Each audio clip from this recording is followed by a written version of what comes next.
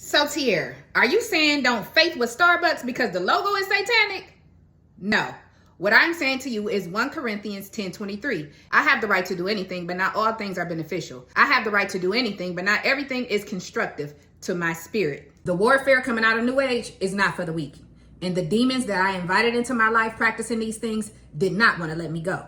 When you are leaving the New Age, your spirit is going to be very broken and very weak, and the devil is going to try his hardest to keep it that way through things that are as small as drinking Starbucks. They do promote the New Age movement and they don't care. That's what they're about. And there's other people out there that are about that don't care. But there are some of us who do care, and some of us that would stop drinking it if we knew this. So in me sharing this with you is to help others that are leaving the New Age and is going through a high volume of warfare and just might not realize that small things like this is keeping them in agreement with New Age practices. You might have burned or thrown out your tarot cards. You might have renounced and denounced all of the New Age things, but you're still drinking Starbucks and you're still having nightmares and you're still feeling a high volume of spiritual warfare. And you don't realize that it's that Starbucks. So it's my job to come make that video, and for those who need to hear it, we'll hear it loud and clear. That is all I'm saying. I'm not trying to fearmonger. I'm not trying to tell you to be afraid to drink Starbucks. If you haven't felt any conviction behind a video that I made previously, then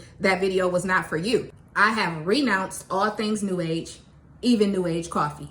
And if there's anything else in my life or in my home that supports the New Age movement and is hindering me spiritually, which also hinders my blessings physically, I trust and know that God will reveal that to me, and I'm gonna drop that like a hot potato too. This is Satan's realm, and this world is built off satanic agendas to keep us in bondage and tied to ancestral curses. It is important that we pray and put on the armor of God daily. We fight not against flesh and blood, but against spiritual forces of evil in heaven, against the authorities, against principalities, against the dark rulers of this world. Once those scales are removed and that veil is lifted, it can get ugly and very scary. We must take our relationship with God seriously. He can see things that we cannot see. When he is telling us to go right, even though we want to go left, go right.